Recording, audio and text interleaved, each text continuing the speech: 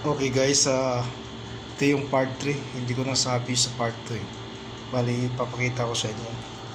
Ito pala yung sa air fryer na nasabi ko na plug ang problema. Hindi pala plug. Buo yung plug niya. Ito pala sa may sa front niya sa baba, mayroon siyang micro switch yan. Bali siguro pag isasalpak yun, hindi siya tumatama, hindi niya nadidiin to. Kaya ayaw mag-power. Akala ko putol yung linya. Yun pala dumadaan pa sa micro switch. Ngayon ang gagawin natin, i-bypass na natin yan. Kasi mayroon naman siyang thermostat tsaka fuse dito sa loob. Yan, titesting natin. Yan, titesting natin siya. Yan. Yan, naka-plug na. Titesting natin. Yan o, gumagana na o. Yan siyang power. Yan pala problema niya. Oh.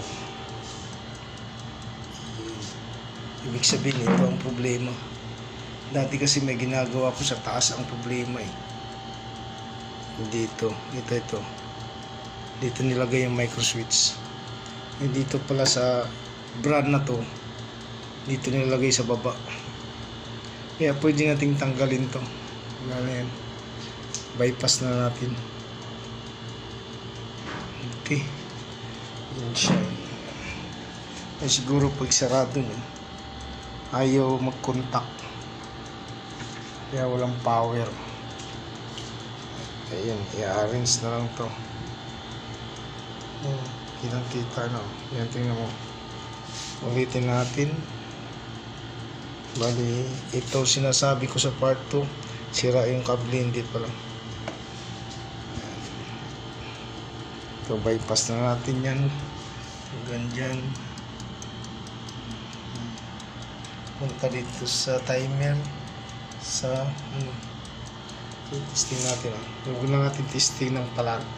Yung kasi baka masira yung meter. Kailangan may laman yan. Yan o. Nakita nyo. Magana na. Power na. Okay. Yun siya ang problema nyo. Okay guys. Yun lang. Thank you for watching. Okay na siya. I-arrange ko na lang ito. Okay guys, thank you for watching.